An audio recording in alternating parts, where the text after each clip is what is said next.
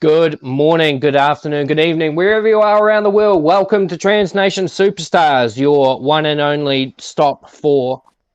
Oh, Jesus, I'm listening to myself. Shit. Abort. Okay, so... Yeah, so this is your one-stop shop for Transnation eSports information, eSport information, and of course your number one stop of Formula One news and anything developing. So I'm Brett Keenan, and joined with me today some of my usual crew of Mackenzie Stewart, Joseph Roberts, and Michael Garoom Jr. Today we're joined by special guests Albert Ramirez Garcia and Melvin Stobaka. So welcome to the podcast, boys. We'll start with a pretty much generalized system with the Transnation eSports. We'll go for people who are going to be watching this. Obviously, this will be a bit of a sneak peek as to what your championship perspective is going to look like. So without further ado, we're going to go straight to the standings for each division. So I'm just going to quickly go and roll through and grab the results. So heading into the Transnation eSports Assist Division 1, Amar Singh has a 3-point lead over Piers Langford in the Mercedes.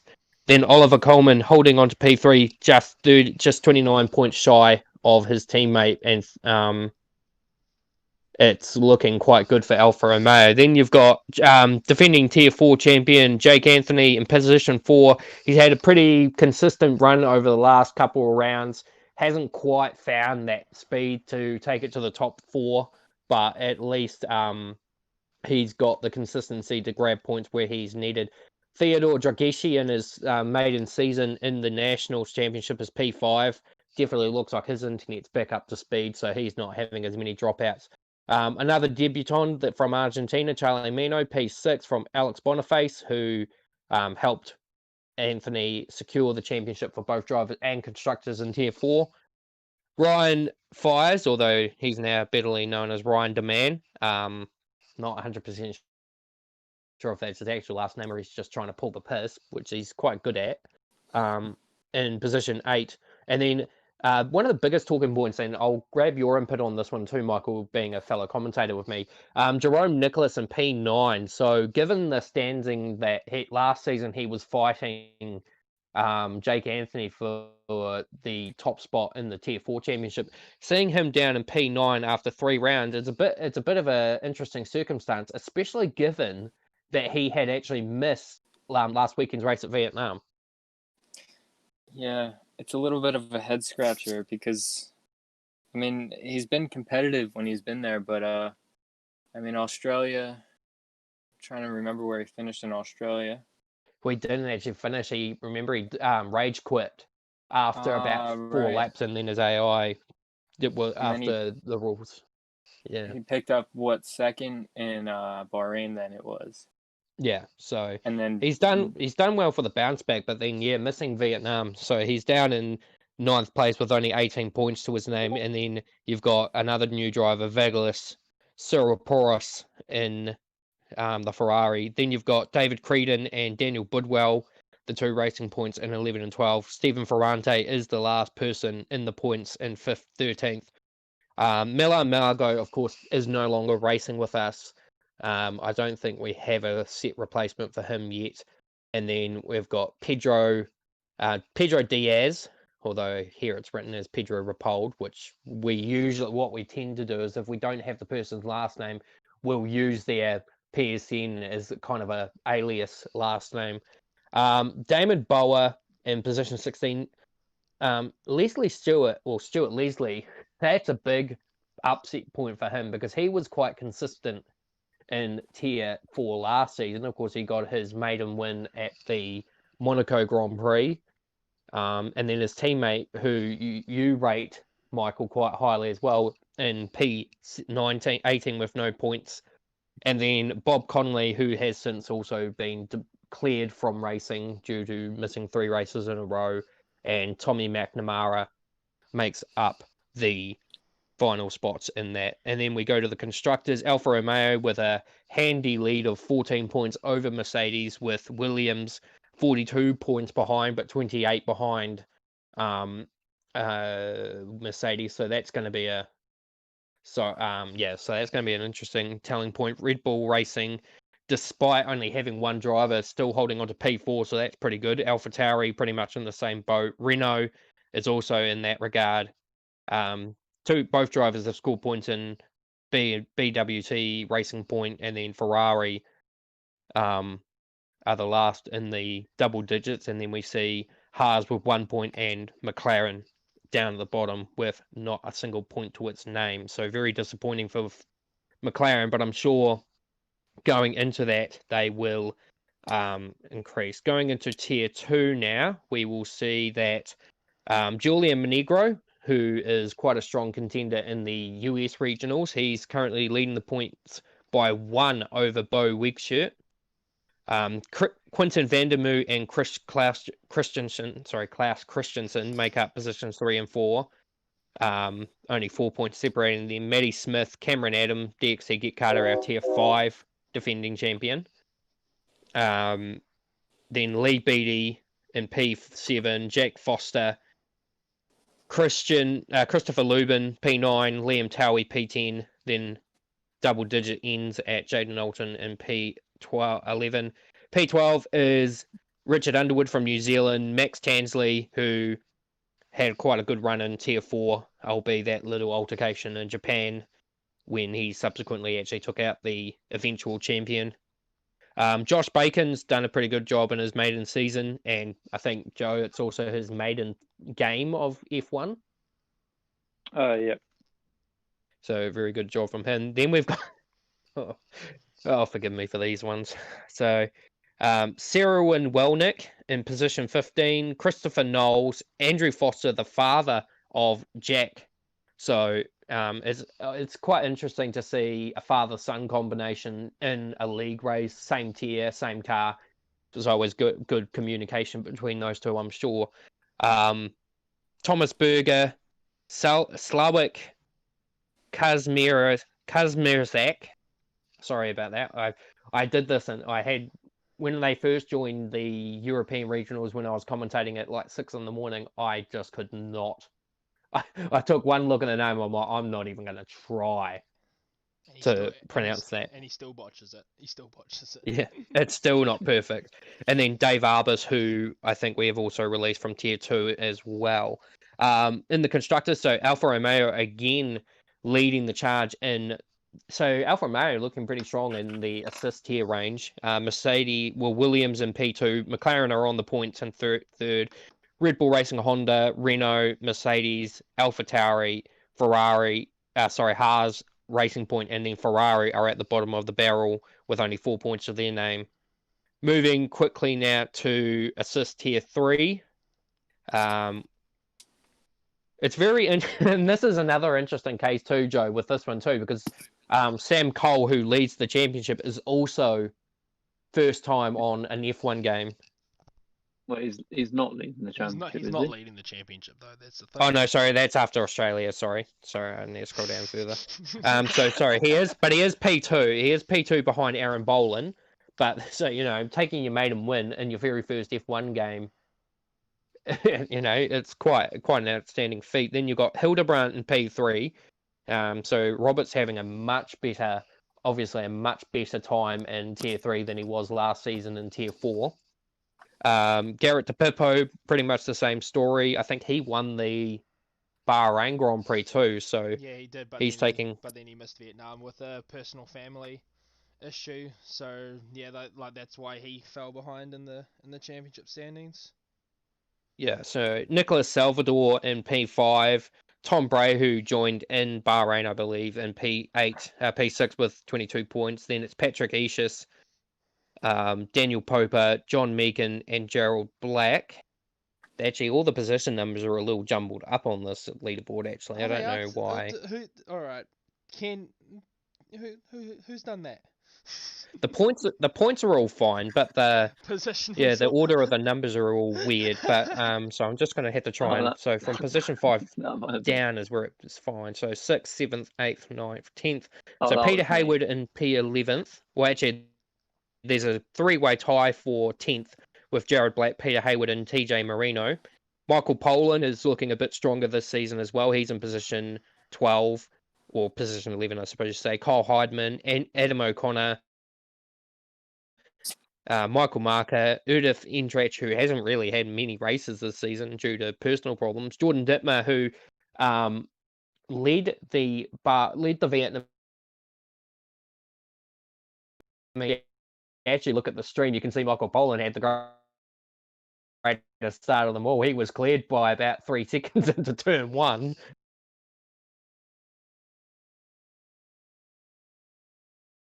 Actually subsequently left the league after Bahrain, no reason as to why. And the constructors, obviously, Racing Point have a clear advantage over most of the field, but a 4-point gap between them and Renault, Haas in third, Mercedes, Williams, Ferrari, McLaren, AlphaTauri, Alfa Romeo, and Red Bull at the bottom of the train. So quite interesting to see through 3 different divisions, or 3 different tiers in the same division, if different different constructor is at the bottom of the field, and only Tier 3 has a difference in who's leading it. So now we move to I suppose for us, it's the more important side of things, the no assist tier. Andrew Lee holds a 9-point lead over Josh Banks with Izzet Kush. Surprisingly, in P3, he's actually had quite a good baptism of fire into this new season. This will be his, well, I think after a few races, it'll be his first full season.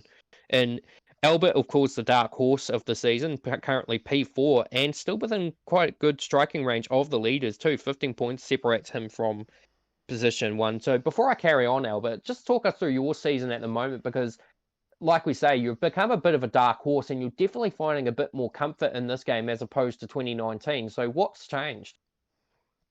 I think, well, obviously the game has changed, and because, well, the fact that the game has changed, I found that I have more pace.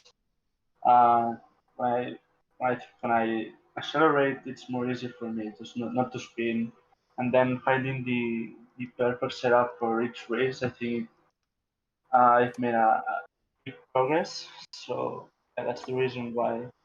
Well, now I think I've got the volume, so I'm really happy.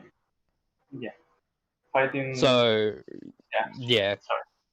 No, it's all right. So carrying on, Sam Racco is another one that's impressing at the moment. P5 with Aaron Leferick, P6, Michael Garone Jr. of course in P7.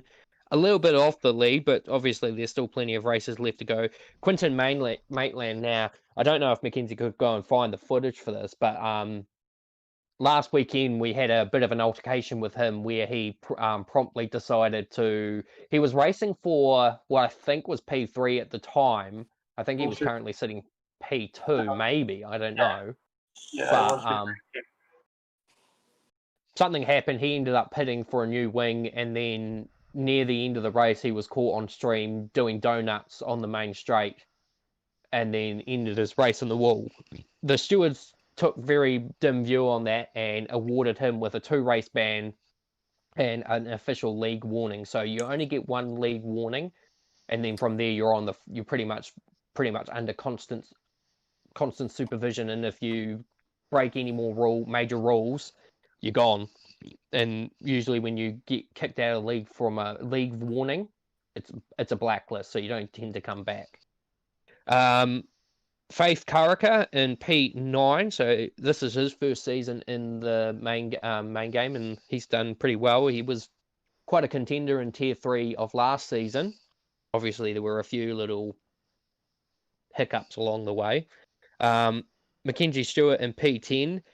I think that's actually your worst, Mackenzie, your worst current to date position in the championship from 3 races. Yeah, you're actually right. Yeah, it hasn't been the best of starts. Obviously, there. Well, you and I kind of almost share this similar type of instances where we both did reasonably okay in Australia. We both missed out on the points in Bahrain, and then I crashed out of Vietnam, and you ended up, I think, 13th or something. So it hasn't been the greatest start, but obviously, like I say, there's still time to come. New recruit Andrew Honda on the board in P11. And Michael, you've seen him at work in the US regional, so you can certainly vouch for his performances over the course of time. TN Farm P12, Daniel Hernandez in P13, another candidate of the top runners in the US regional. So it's good to see a lot more Canadian and American influence in Tier 1. We haven't really, I think the last American in Tier 1 would have actually been Matthew Elliott in Season 4, before he promptly moved himself to Tier 4. And then Sam Racco kind of stepped up for the Americans in Season 5. Ethan Lossing in his first season hasn't scored points yet, but he has been showing some pretty good resource. Eduardo Rojas has been understandably upset about he feels like he's got the performance to score points. He just feels like at the moment the driver chemistry in Tier 1 hasn't quite reached its perfection yet, so there's obviously a few hiccups along the way. Tyler Beasley, who was given a race ban for Bahrain, didn't race Vietnam. No. And he didn't finish Australia either, so it's very, considering that he was leading the championship by this point last season, it's very, very surprising to see he's down in P17 with no points to his name. Even more surprising, I have to say, is Sebastian Spicer with no points to his name either, down in 18th. He's I think the same boat as what was his Tyler? Yeah, like he obviously missed out on points in Australia. Sorry, I just lost you. With the rain, and then I think he had a moment in Bahrain where he dropped it, fell out of the points, and then obviously didn't race Vietnam because he was on holiday in the midst of this COVID pandemic. So it's a great, smart idea from him. Yeah.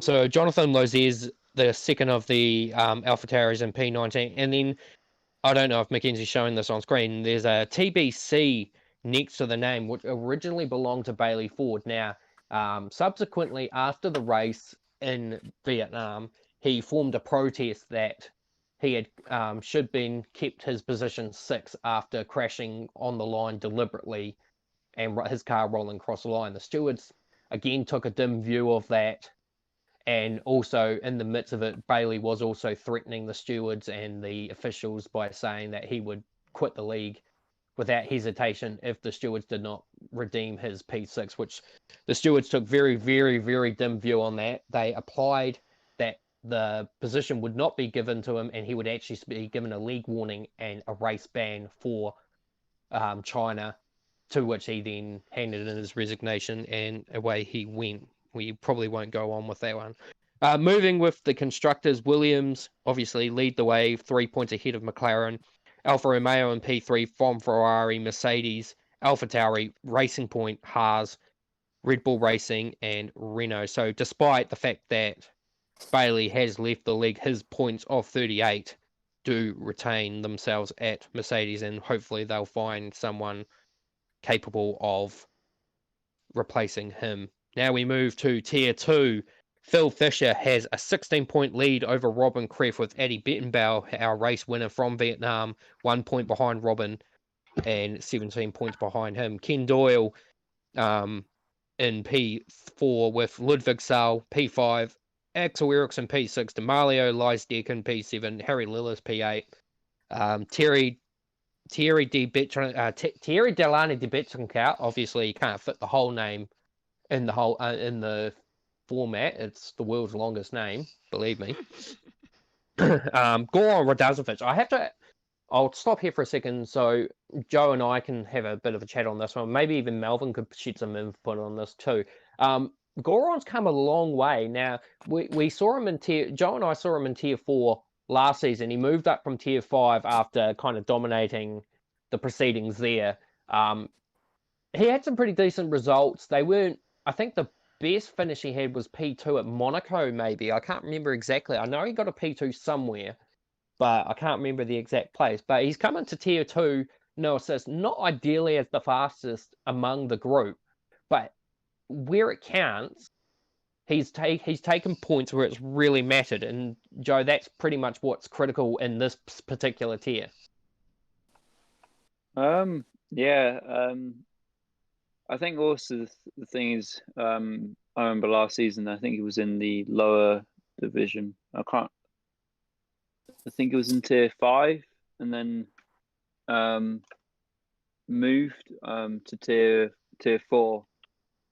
And yeah, I think the thing is he's got the consistency, and I think he just doesn't put himself into any trouble. But yeah, I think it's just about Tier 2. I think it's just about qualifying well and making your claim on the first lap. That's what. Yeah, exactly. It's not. It's still being regarded as one of the better tiers of the season so far because of the close qualifying and sometimes the good racing. It's just like you say, for us drivers, it's all about maintaining your authority in qualifying, then kind of converting that.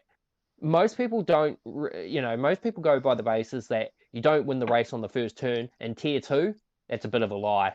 Yeah, you actually do almost once you've got in a position at the first turn or the first lap, you're pretty much fighting for that position for the entirety of the race. So, and in Goran's particular instance, I was racing against him at Bahrain, and his aero wash was what subsequently actually put me out of contention coming out of turn 10. I could not I could have DRS, full rich mix, and ERS activated, and I could not catch him on.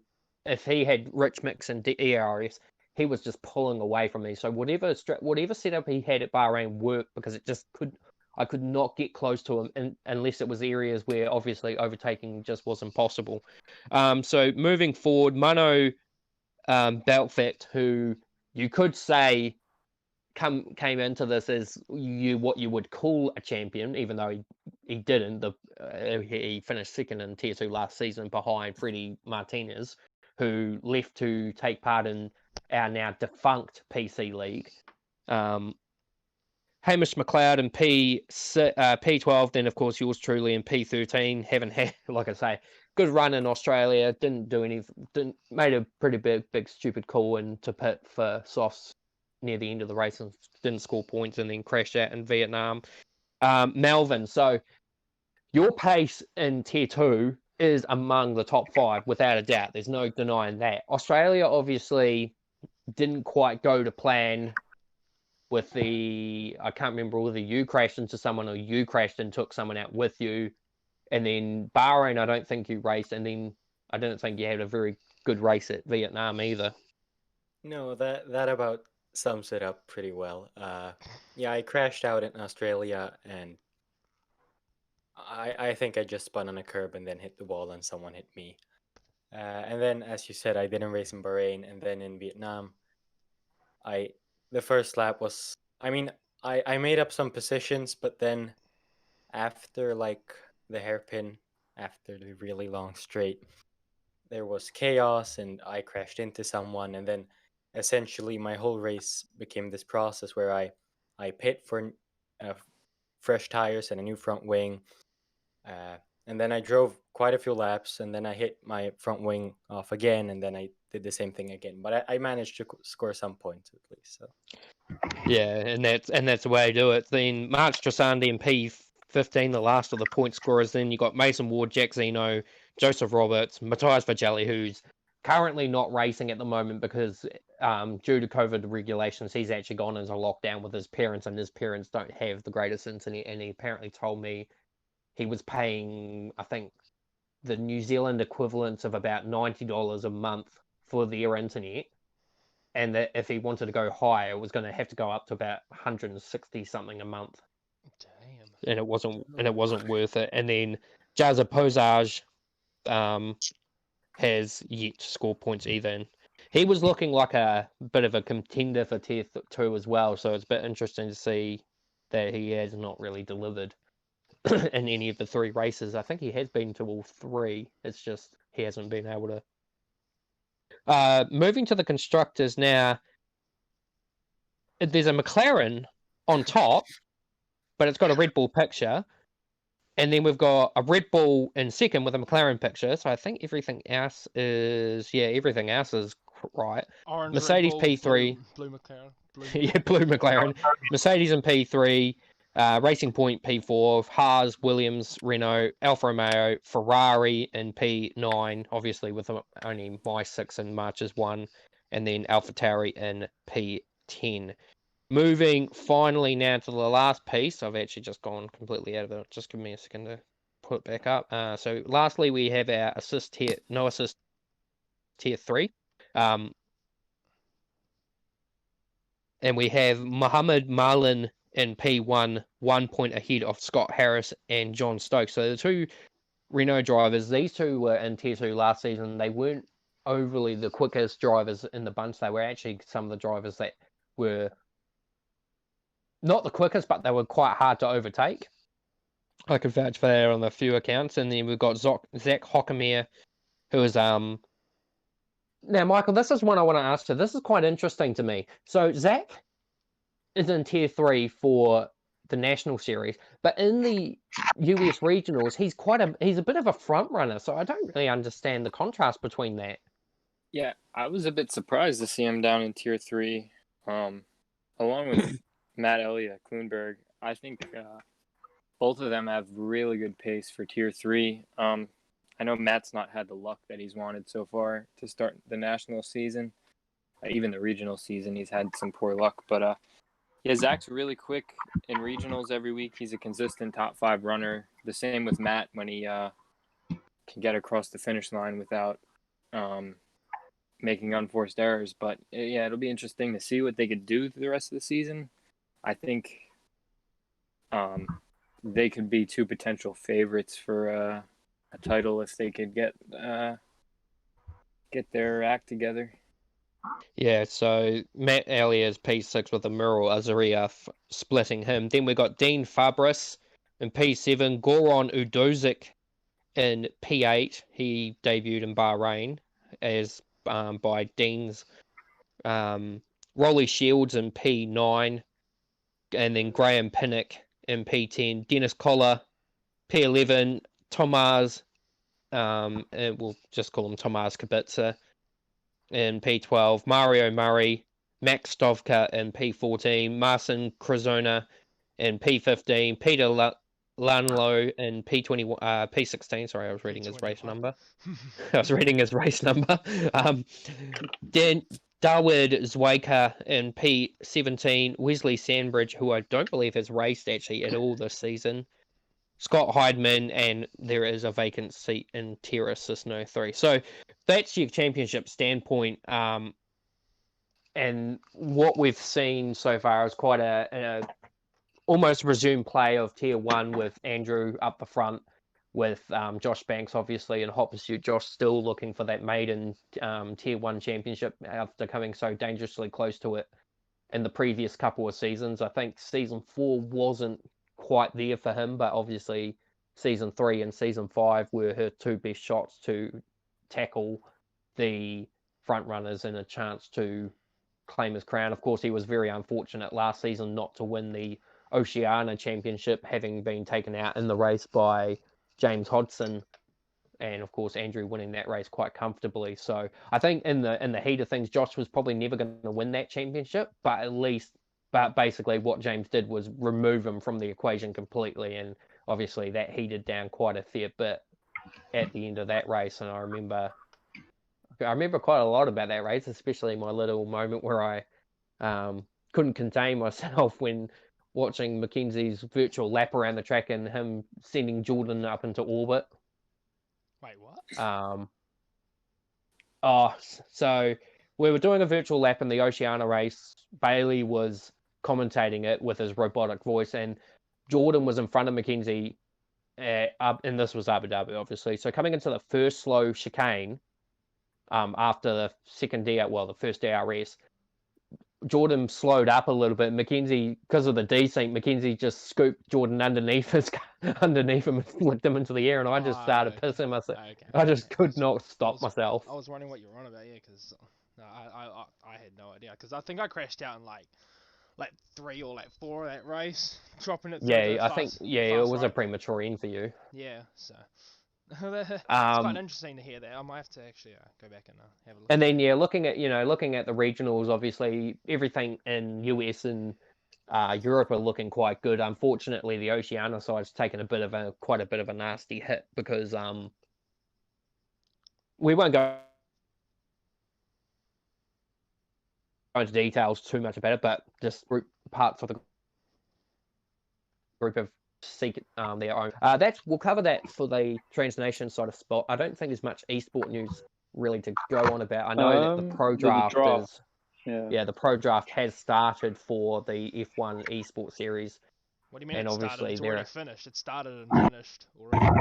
Okay, so I don't know I don't really follow it, so I don't actually know much about it. We'll move to actual Formula One news now. So obviously we're still, everyone I think in Transnation Esports and the Formula One community is desperately waiting to hear this news of whether or not Sebastian Vettel is going to be moving to Aston Martin for 2021, and when or if he does, who he will replace. There's a lot of mixed sort of what's the word I'm trying to look for? Opinions that obviously he's going to replace Sergio Perez, or some are saying he's going to replace Lance Stroll. There's even some people with the wild conjecture that both Perez and Stroll are going to be actually replaced by Vettel and Hulkenberg. So it's quite an interesting discussion point. I'll get you guys' view on it in a minute, but first I'll give my insight of it.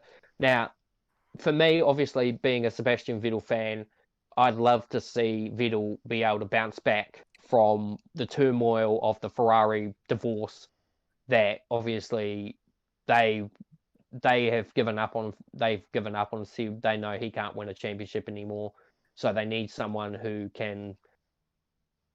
From my personal basis, signing Sainz, it's not as a bid to help Sainz get up there. I think it's more of a bid to help Leclerc win the championship at least give it a go. So yeah, Seb needs to bounce back. I think Aston Martin, obviously with the controversy with Racing Point at the moment with their rear brake ducts and all that kind of stuff, which surprisingly every team now, apart from Ferrari, have withdrawn their protests of appeal to the stewards' inquiry about what penalty was given to Racing Point for their illegal brake ducts. But yeah, if Aston Martin can kind of get themselves up, have a closer affiliation to Mercedes, and bring Sebastian Vettel in, I think Vettel will have a really good shot at least fighting for podiums. Maybe that one win somewhere in the 2021 season. Mackenzie, I'll grab your thoughts on that. I still reckon that the best business move for Racing Point Aston Martin would be to maybe drop Stroll and then keep both Perez and then bring in Vettel. Obviously, Perez has shown in the last few years that he's a very solid midfield driver, and he can be there to pick up the pieces when the front runners don't have their way. For example, I think it was it 2016 and 2018 he got on the podium at Baku. I think he got on the podium at Russia 2015 when Raikkonen and Bottas came together on the last lap, and then I think the other one you're mentioning might have been Azerbaijan 2018. Yeah, when when the two Red Bulls came together. Yeah. So Perez has shown in the last few years that he's a very solid midfield driver, and I reckon that having a front runner like driver of Vettel's caliber could definitely help the team and help Perez, and then maybe even help Stroll if they keep Stroll as like a third driver. So Aston Martin could be an interesting team to watch. But again, like everyone's saying that Stroll Lawrence won't drop Lance, so we'll have to watch that space on who gets what seat. But I think the rumors in the last couple of days is that Hulkenberg's actually in talk with Red Bull. I'd like to Red say. Bull, yeah. Yeah, so that'll be. Yeah, I've heard the same thing. That'll be that could be quite interesting for Red Bull, considering like their whole like philosophy on taking young drivers and molding them into what they want.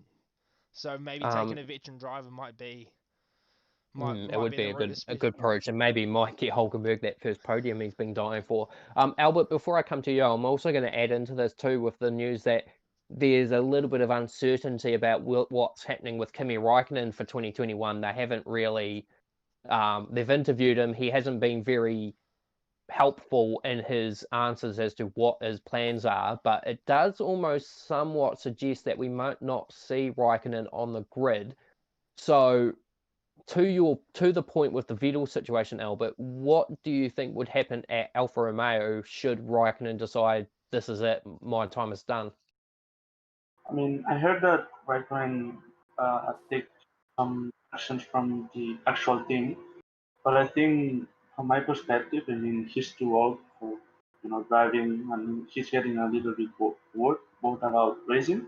So I think they should promote some of the Ferrari driver academies, like maybe promoting Robert Schwarzman or even Mick Schumacher. And I think it would like they could go like the same as Leclerc, doing a year in a Ferrari B team.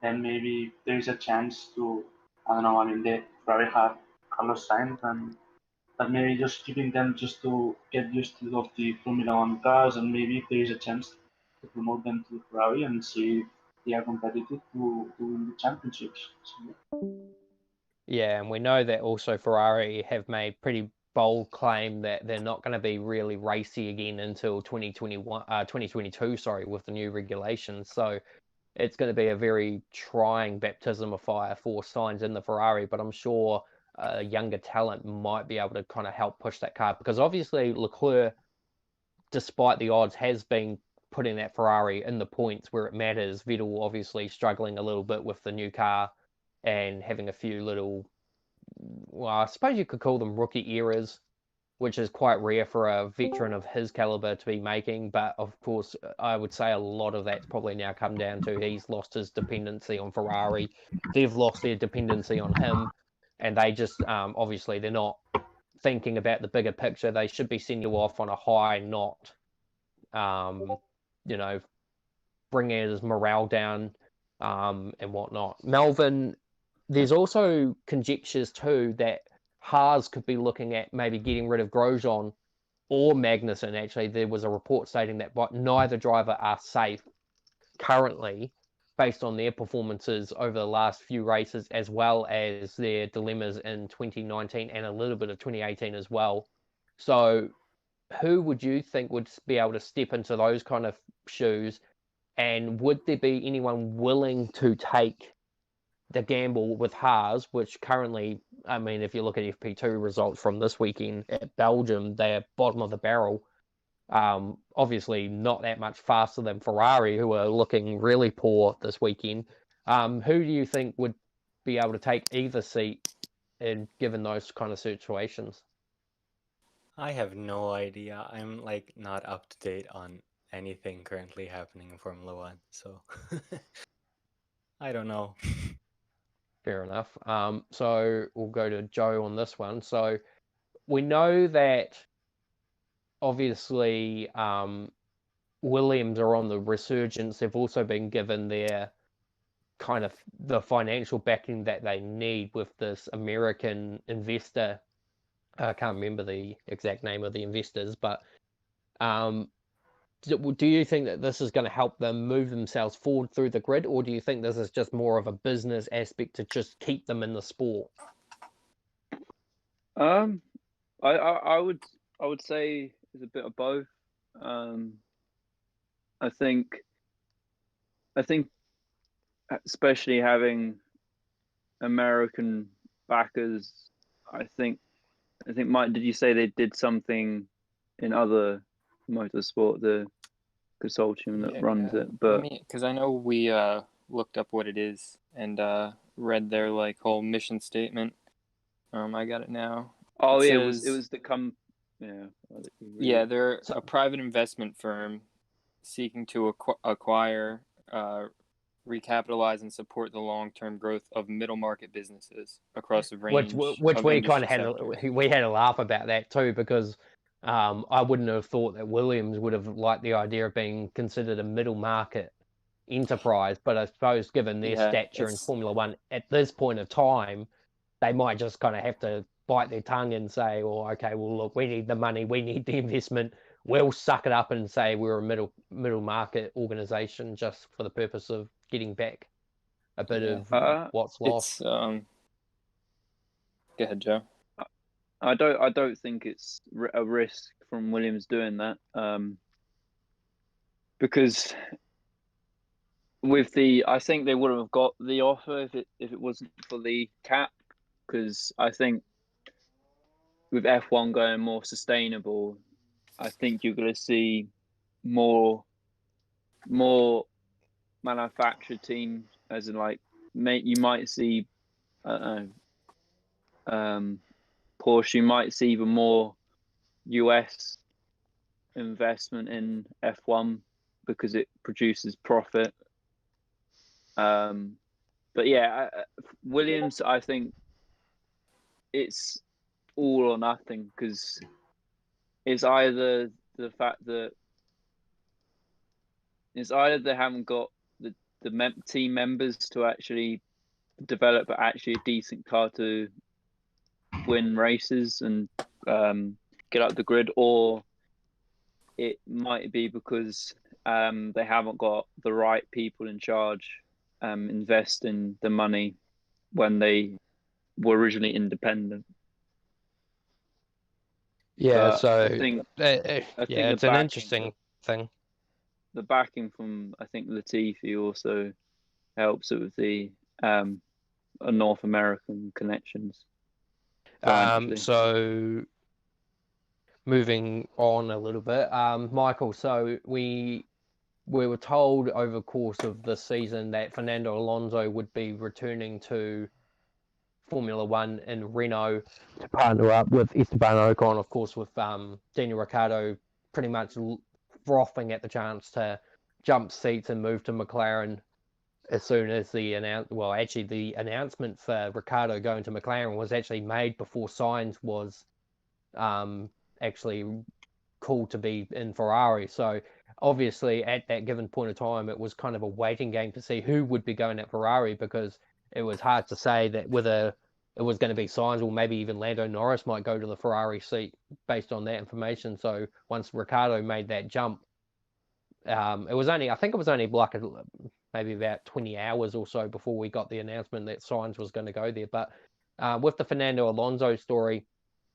what do you think his ambitions would be by coming back to Formula One? Obviously, he's going to Renault, which, let's be realistic, they don't have what it takes to fight for the podiums at the moment, especially not this season.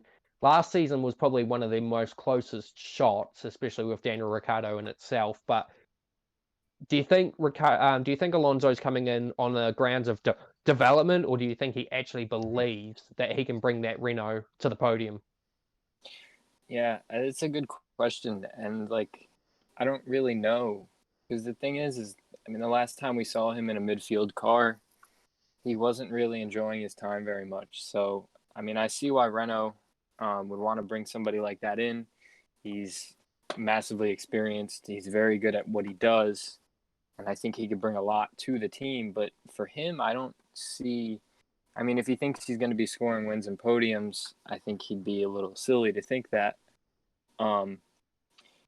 So I don't know. Maybe he'll be all right with running in a midfield team as long as the environment's better. I mean, I know at McLaren Honda, he just wasn't too keen on anybody there other than himself. So, I mean, it'll be interesting to Renault is see. pretty happy hunting grounds for him too, based on his championship success for the teams back in 05 and 06. So he'll probably be with some pretty familiar faces from those days as well. Just going to interject on that one quickly too, Mike, because we also had the big news this week that former Renault owner and controversial F1 team owner Fabio Briatore was actually hospitalized with COVID-19. We believe under some sources that he is stable and all right, but it's a pretty big thing when you've got someone of his stature copying the virus. And of course, for everyone who's watching, the coronavirus has been spreading quite rapidly over the last few months. New Zealand's just been hit with a second wave almost. Auckland's been kind of locked down, where the other parts of the country have kind of gone into a caution period, and we find out tomorrow, I believe, at lunchtime, whether Auckland will be going back to level 2 with us, which could possibly risk the odds of a second infection. But I think by now the New Zealand government's kind of come understanding that they can't contain it, they can't completely get rid of it. It's just better if we just start treating it like a common flu and stuff like that, and just obviously take the precautions needed to get us back on track and get us out of it. America obviously have taken a very throw the balls to the wind. If you get it, you get it sort of attitude. Obviously, Donald Trump's not that pragmatic about the virus and whatnot, even though obviously there are a lot of people within his window or his bubble are getting the virus as well. Australia obviously have been pretty hard hit, which means that the Australian Supercar Championship has obviously been taking quite a few whacks with that. They go to Townsville this weekend, so I think they probably would have already done their quarantine. Well, actually, no, I suppose they wouldn't be doing it because, yeah, it's a back-to-back, so they wouldn't have had enough time to commit to the 14-day quarantine. But we'll jump off that now. We'll go to, since we're talking about other motorsport, we'll go to the Indy 500 last week. Well, this Monday being Takuma Sato taking his second win in the space of 2 years. Of course, he won in 2018, 17. I believe it was. It was the last 2017. time. So first time in 3 years. No, oh, was it? No, because no. Oh no, It was 14, I swear. No. It was 17 because it was the last time Nando entered the race as well. So both times Nando's entered the race, Sato's won. Fernando Alonso finishing that race a lap down. I think it was like 21st. I think he finished. Yeah, 21st and a lap down. Scott Dixon second place, but at this point, I think it's fair to say that he is undoubtedly going to be crowned a 6-time IndyCar champion, which for New Zealand motorsport is a great accomplishment. Obviously, we don't have the biggest figment in motorsport other than in the Australian supercars. You could argue the the WRC Rally Championship with Hayden Paddon. Obviously, he did have a few wins in his time. Of course, you got Brendan Hartley, who was in Formula One 2018. He's still doing very well in the WEC Le Mans 24 Hour. He's apparently the only New Zealander to be taking part in the Le Mans 24 Hour this season. And then you've got Mitch Evans and Simon Evans. Well, you got Mitch Simon and Brendan Hartley all racing in the Formula E Championship, which was Simon's in the I think it's the Jaguar Pace E. And he's doing a real good job there too. I think that championship was actually won by a female driver, oddly enough. No. Simon won the second, the support category for it, and then I think it was who did win the Formula E championship? I think wasn't it Degrassi or something like that? Yeah, it was Degrassi. Yeah, it was Degrassi, I think. But yeah, so obviously there's a lot, and then of course we had the MotoGP. There was that godly horrible accident at the Grand Prix of Austria where 2 drivers came off, their bikes just flew out straight back into the path of people. God, God, what's his? You were going to call him Valentino. Alexander Rossi, weren't you? Yeah, I was that too. Valentino and, Now, and Vinales. Yeah, Valentino Rossi. Honestly, if he had not ducked, that bike would have clobbered him, and he would have probably likely have been killed. So, it was they changed the protocol as to how to fix the problem, but all they did was extend the wall from turn 2 Remus, not Remus, that's Roush. No, that's for that Rint. Oh That's one of them. I know all the track corner names of Austria. I just can't remember which corners they were identified as. But either which way, they put a wall further out into the inside of it, which personally I don't think is the right procedures to take, because obviously MotoGP there's not as much safety devices. You don't have your Hans device like in Formula One or supercars. You don't have your roll cages and all that kind of stuff. You obviously can't customize the bike to be any safer than what it is. The only method I can personally think of that could fix this problem is to slow the bikes down, but I'm sure there'll be fans, there'll be racers, there'll be officials saying don't do that, because then you're just demoralizing the purpose of what these machines can do. And that's the one thing about MotoGP that people love is the speeds that they come towards. You know, they can reach 350 kilometers an hour down a straight with a decent tow and whatnot. They can go 5 or 6 wide into a corner where in Formula One you barely even want to take 2 cars into. Personally, I would love to see the MotoGP go to Azerbaijan and tackle the castle section. It won't happen. There's no way it'll happen. No, but it would They'll be just- very interesting they'll to see just how many fly bikes could go into that. They would just fly into that and hit the wall, and then you're going to get a massive Constantino effect. The term pile up would be quite literal in Bikes that piled on top concept. of each other. But look, if they don't take their heads off, trying to actually hit the apex of the castle section first, it'd probably end up being like 50 or 60 degree. Oh, not degree. K corner, and only leaning 20 degrees or something like that, so they actually get through without hurting themselves. Melvin, being a Swedish person, obviously you would have been quite happy to have seen Felix Rosenqvist quite far up the field in the Indy 500 at one point, almost. If it wasn't for Rossi kind of putting in the wall, he almost pretty much guaranteed Dixon the win. So that would have been good to see your fellow countryman doing quite well in the Indy 500. Yeah, that would have been nice. I mean, Ericsson left F1 a couple of years ago now, so there's not a lot of action for the Swedes, but obviously in the car is our only chance right now, but we'll see in the future. Well, we're gonna now. Ericsson didn't actually do You too doing bad well in in- 500, didn't he? I saw this- until he binned it. Yeah, he I was saw the running Swedes well, doing but well in Rallycross. What's his name? Matthias Ekström or something like that. He's still. Matthias Ekström, the beast of Bathurst. Oh, here we go. Another 20-minute story. No, we won't go into that. So anyway, what we'll do now is we will actually go to the track guide for the Chinese Grand Prix, with which the Transnation Esports will be heading to. I'm just trying to find it actually on the OneDrive, but it just comes up with Vietnam for some reason. I think it's under the OBS, but we'll be back in a bit.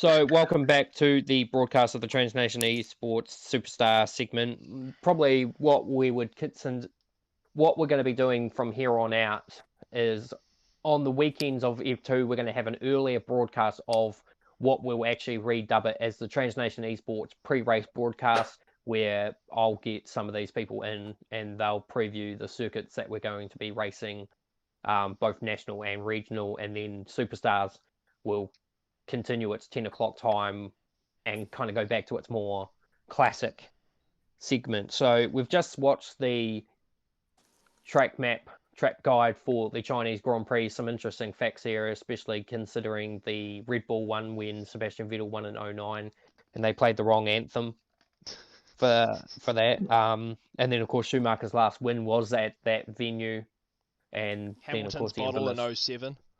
which pretty much cost him the 07 championship, which would have made this season for him his bid to beat Schumacher's record for 7 titles. So that would have been obviously quite an interesting telling point for a lot of British fans, but not obviously for people who aren't the biggest of Lewis Hamilton fans, speaking on my behalf. So the Chinese Grand Prix circuit, Shanghai, it's been on the calendar since 2006. 04, sorry. It's often characterized to Malaysia, which was built, well, actually it was built earlier than when it was premiered. It premiered in 1999.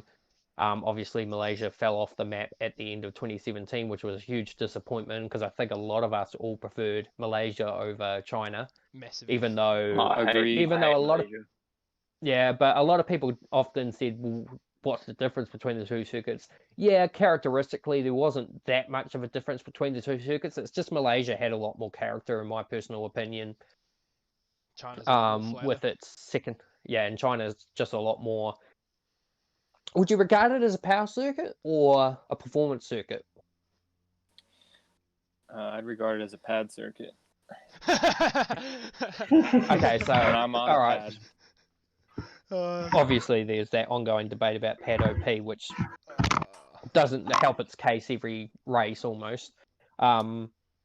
So Melvin, I can't remember much of your races there in the past, but I think you've been there or thereabouts on a few occasions. What does the Chinese Grand Prix circuit define for you? Well, I don't know. I mean, some races have been really good for me, like last year, but that entire season was pretty good for me. But I mean, I don't know. I think it's a really fun circuit with a lot of opportunities for overtaking and a lot of fun battles. That's pretty Fair much enough. it. Michael, your regional race there didn't quite go to plan, I believe, last weekend. Well, on Monday, I should say. What differences does it make for you going into a race like that? After obviously you had a really good comeback race in Vietnam to come back from adversity to finish on the podium. China obviously didn't go to plan. That was on a different? That was you playing a different strategy though, wasn't it? Yeah, I ended up with wing damage first lap, and kind of an unforced error on my part, totally my fault. And then, just kind of got forced into a strategy you really don't want to do, and that kind of ruined my chances for a podium. I feel like I still had really good pace, though. Really looking forward to nationals tomorrow. I think I could contend for the top 5. It's going to be tough to compete with some of those quicker guys up in the top 5, but I think I'm feeling a bit more comfortable. I really do think it's down to the fact that the pad does have some advantage there. Sorry, Michael. I'm just going to interrupt you there because we've just had a report that Nico Hulkenberg is to take Grosjean's seat at Haas for 2021. Whoa! What? Continue on with the China discussions, and we'll mention this afterwards. Yeah. Big news. So yeah, big news on that. Since you're talking, Mackenzie, we'll go to you on it. China hasn't been like I don't know whether you want to accept it or not, but you and I almost share the same sort of aspects when it comes to certain tracks and racing aspects. China has not been the greatest hunting ground for either of us. Well, I mean, But I've had 2 podiums in the last 2 races that I've raced there, so I mean, but I still hate it. but yeah. So what difference would it make to try and convert those 2 podiums into something greater this weekend? It's just gonna have to be getting the qualifying right, I reckon. I think we've seen on, I thought, was it Monday that Mikey, I think, did like a 29.2 or something like that for qualifying. So yeah, it's just gonna have to be about getting that qualifying pace right, and then just minimizing the mistakes in the race. With the Oceania Sunday race last week, I feel like I was on a decent strategy, but then the safety car, the safety car, kind of fortuned a few others, and yeah, kind of put myself on the back foot. But then yeah, it was just little mistakes all throughout the race that that kind of like hampered my my chance to compete. But then if people didn't watch the race, I think I gained about 7.5 seconds on Andrew in the last 2 laps because his tires were like 88% or something like that. So yeah, I think it's just going to be about minimizing the mistakes. Getting the qualifying right, and then hopefully that we can convert it to another podium. It would be good to get my season back on track after only, what was it, 6 points in 3 races or something. As Brett said, it's like my worst start to a season in the 6 seasons that we've done for Trans Nation. So yeah, I definitely hope China will be the kickstart to my season like it was last season. Yeah, looking back on my results from previous seasons, this still surprisingly isn't my worst. Actually, season 2 was actually my worst current proceeding after 3 races. Of course, I did move from tier 1 to tier 2 after the second race, which was China back then. So Joe, I don't remember watching, nor do I recall where you ended up in the regional race in Europe, but I was me, quite unhappy. happy. I'm not All going to right. get into what happened. Yeah, my But teammates obviously, like watching. me, your season in tier 2 hasn't gone quite to plan. You've been caught up in a few incidences. You and I came together, obviously, at Bahrain after Jack Zeno decided to stick his nose in where it probably shouldn't have gone. Vietnam, obviously, same circumstance as me. Once, yeah, and that's the problem with street circuits is once you get your first taste of front wing damage, it knocks your confidence around and it tends to kind of repeat. But China, obviously, you don't really have that much problem with wing damage unless, of course, you end up in a first lap incident or you make a mistake and spin and get collected or something like that. So what's your key to minimizing the damage and trying to get yourself some points on the table?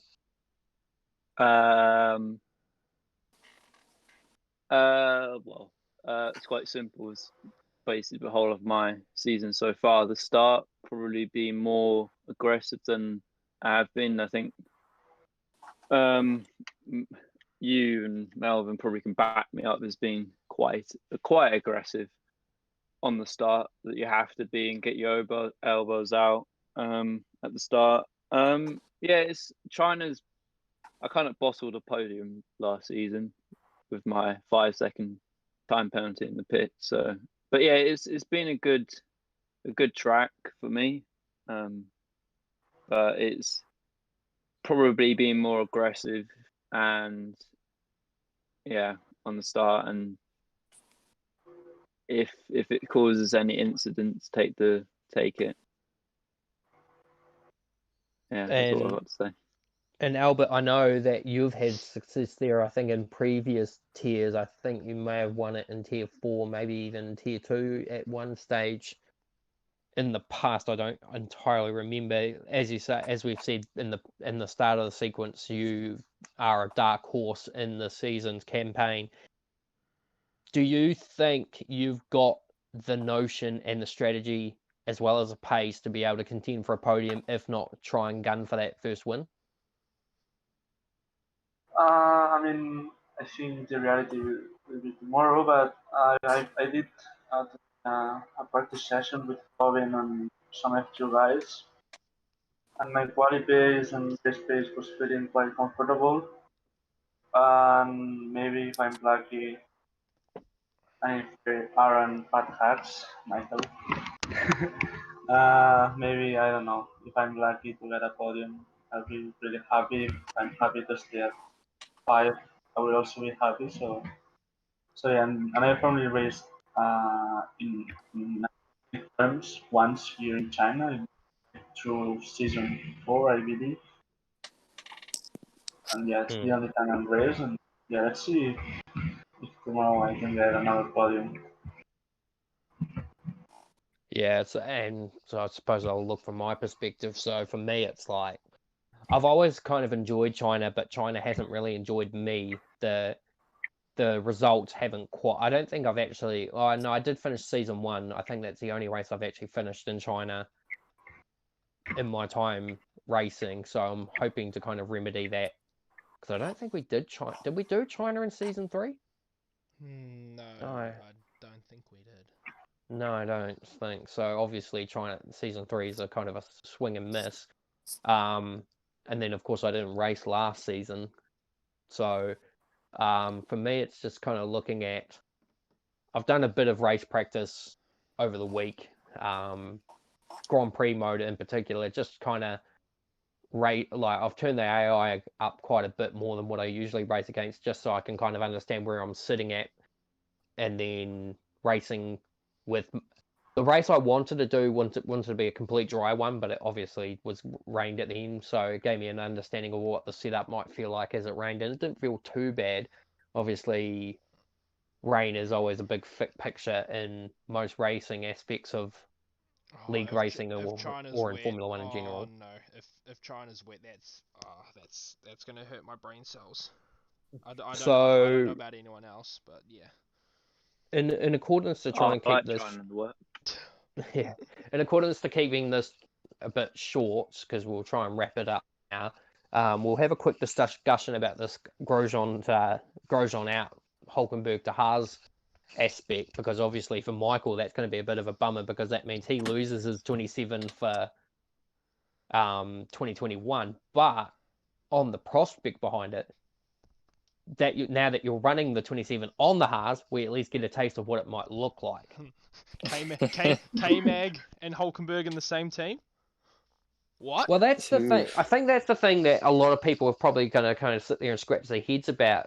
So, if it's true that Hulkenberg goes to Haas, is that meaning that he's going to be with Magnussen, or is Magnussen being kicked out as well in place of?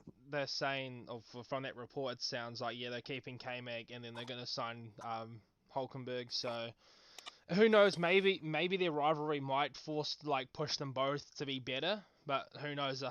But with the regulations frozen from this year to next year because of the whole COVID pandemic, maybe next year might not be the best situation for either of them. But maybe with 2022 with the new regs, or who knows? You could have possibly a better well, obviously no one's gonna know who's where in the pecking order, but at least we know that with this new whole Concord agreement that every team's committed to at least 2025. So that's well, I think we know Mercedes are going to be at the forefront unless something really radically changes.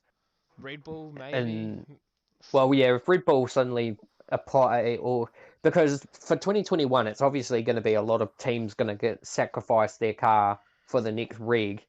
But there may be some teams that might actually decide this could be 2021 could be the last opportunity to maybe bring their car up and take something out of it, and then maybe take a hit in 2022 as they'll be behind. What's everyone else on their opinion with the whole 2022 thing? But yeah, we'll just try and keep it a bit shorter because it's going for an hour or 15 almost. So. Well, how about we'll drop that. We can obviously talk more about this off screen. We'll end the segment with. Oh shoot! Bridge just died. Oh. call them back later. Brett just died. Oh no, he's back. There he is. No, my mum tried to call me. So we'll end it with predictions for, obviously, because we're in tier 2 and tier 1, what we'll do is we'll get the tier 2s to predict the tier 1 and then the tier 1s to predict the tier 2. We won't go into the other divisions, obviously, because we don't have pundits that could say a piece. So, Mackenzie, I'll actually, well, I messaged my mum and tell her I'll call her back soon. I'll get you to do your piece on who you think. All right. I mean, I haven't watched much of the F2 so far, but from what I've heard and what I've read in like the chats and that, it seems like Phil's the one to beat. So I'm gonna predict Phil to win over the two Red Bulls of Robin and Harry, P2 and 3. I think it. I find that quite offensive. Oh, Joe, you're 18th and haven't scored a point. Okay, until otherwise, you're staying at the bottom. All right. And who would you say is a dark horse? Dark horse.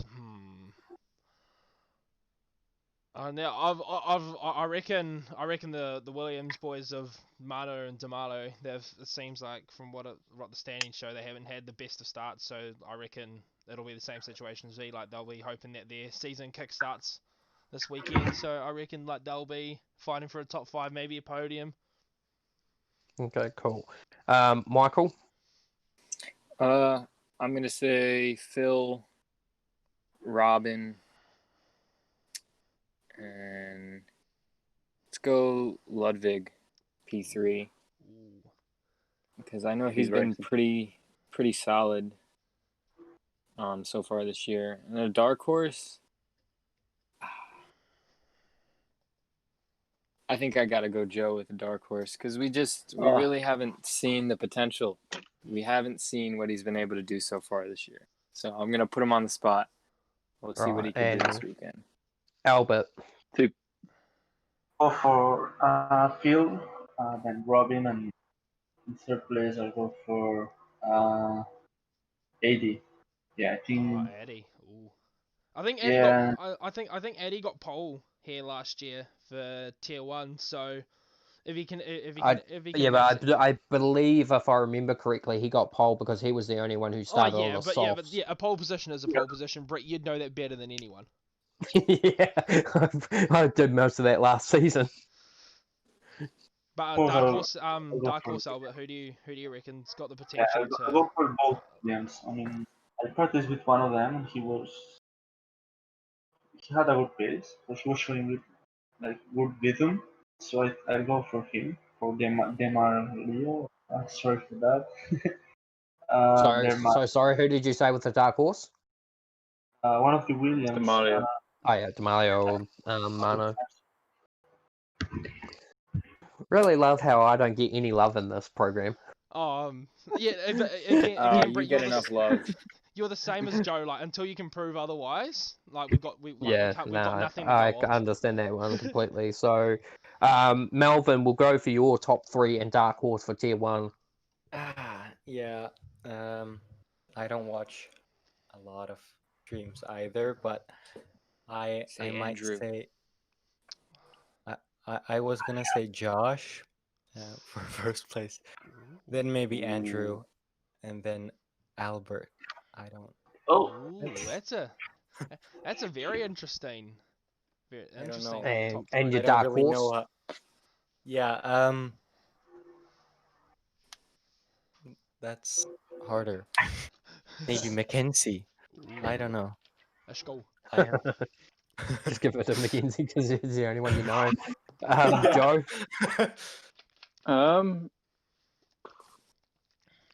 So I'm just thinking of qualifying times because I think it's because China's pretty much a slipstream fest track.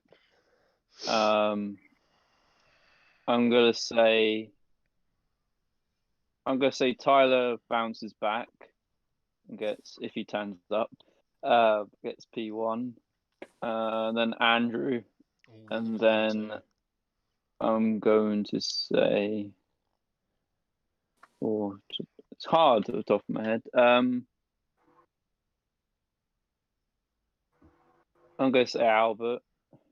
Let's go. Because Albert's been performing well. Albert's And I'm never going to say... Albert's never received this much love in his life. All right, and for me, Yeah, because I haven't done my dark horse. And then that's we're right. going Cut him off like that, bro. Mike, because Oh, his time trial triumphs or his times in practice have been quite ridiculous. So For me, it's like you can't deny that Andrew is going to be the one to beat this weekend. He's been the strong surge of 2020 season 6. Obviously, misfortune in Australia didn't really set his campaign off alight, but obviously he came back strong in Vietnam and Bahrain as well. And obviously, I think China, he won last season too. So, Yeah, he did. so very hard to not put him as the top bet. Josh obviously will be there to contend. Obviously with no Bailey around, it's going to be tougher for people to kind of step up and try and take Andrew on full on. But I think Josh is one of those ones that has been there or thereabouts on the most part. I reckon he could be the next best bet. For P3 though, I think Aaron could be a strong shout. Maybe even Sebastian, if he can kind of find himself a little bit more. Sebastian's obviously got the 1 lap pace because we saw that in Australia. Obviously Bahrain, the races hasn't gone his way in either accounts, and then we don't know what Vietnam would have offered for him. So between Seb and Aaron and the dark horse, I'm actually going to put it on Daniel Hernandez.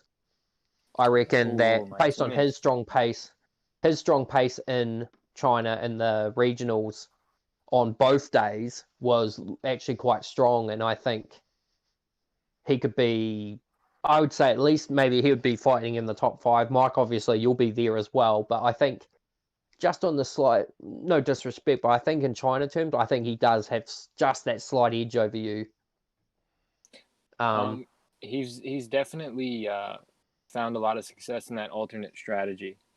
And that's the other thing too. That's the one thing we got to take into account is the strategy is going to be so different among, because obviously your back group are obviously going to try and do the 1 stop so they can get up the field. The faster guys may take a 2 stop just because they might be able to carry the momentum forward to do it. No, they won't. But it'll either be a soft hard for the front runners and then medium hard for like outside the 10. So it'll just be like who's got track position and who's got who's. And I do personally think that the medium to hard would be the actual ideal strategy, because obviously those softs die so quickly, whereas mediums can hold on just that little bit longer. Would I see a softer medium? We did see it in the Oceania, but that was only because there was a safety car intervention. It's going to be impossible without safety cars. Yeah, so I think there'll be 1, maybe 2 people. I'm not going to name names because I don't actually really know who would, but I do predict the idea that there may be 1 or 2 drivers that may take the gamble and try and do a softer medium, or at least try and take their softs longer than everyone else to get on the hard and have that little bit extra pace at the end of the race. Really difficult to say.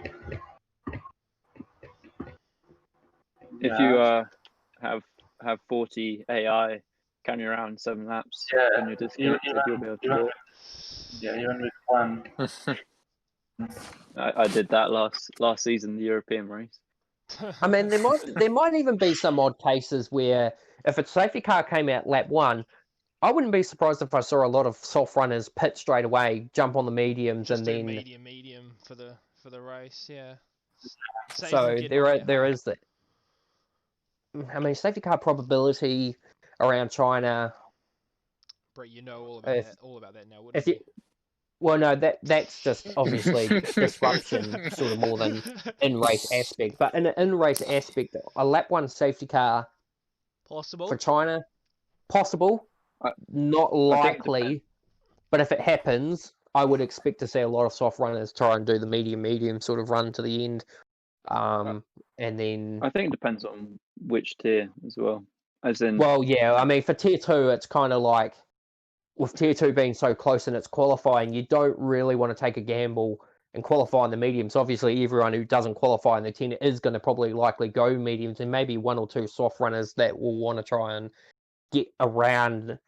Obviously, if you qualify sort of 11th to 15th, you'll take the mediums, no problem. But I reckon 15th down, you would go the softs, because obviously it means you can get past those medium runners and try and focus on your strategy there. But anyone 11th to 15th, I reckon, will just try and look for a. Or who knows? Who knows? Maybe someone like 11th to 15th might even just try go the softs just to get like latch onto the back of the guys in the 10, and then just run with them. Maybe. Who knows? But yeah. Could I see anyone starting on the hards? No. Yeah. No. Yeah, I don't maybe think so. maybe in some of your lower categories, obviously, where a lot of the drivers don't really think much on their strategies. They just think about the long run. Tier 3, maybe in particular, I could imagine some of the slower guys starting on the hard, seeing if they can actually kind of consolidate their race position. But the number one key critical point to the whole thing that destroys your whole thing is turn 1 with wing damage. Yeah, if you stay on the hards and get wing damage, your race is basically over. So, I think we might wrap it there, Brett. So. Yeah. Unless anyone else has any last minute comments about that. Nope. Not really. Yeah. Right. So, that's another episode of Change Nation Superstars, pretty much done and dusted. So, as we know, tomorrow will be the F1 Nationals, Tier 1 through to 3 on divisions of no assist and assist. Assist division, 8 a.m. New Zealand time, 10 a.m. for the no assist division. Then, of course, the Oceania regionals will kick off at 8 p.m. Sunday night for Zandvoort, which obviously is a whole different kettle of fish to China. We, of course, then the regionals kick off from Zandvoort, and then we hit Zandvoort for next week's race.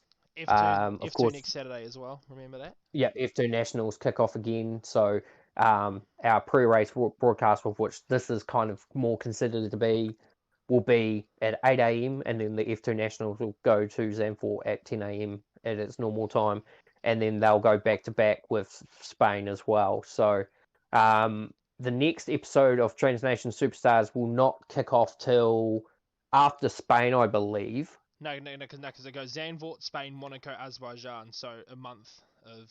Oh yeah, so about another month before the actual next episode of Transnation Superstars. We'll hopefully by then have enough cards for Cards Against Humanity to play that again. Obviously, we didn't do it this week because we didn't have enough cards to play, and the numbers obviously today weren't as flash. But yeah, without further ado, Brett Keenan signing out from the Transnation Superstars broadcast, and we'll see you guys bright and early tomorrow morning for the Transnation eSports round 4 of the championship at the Chinese Grand Prix. Thanks for watching, everyone.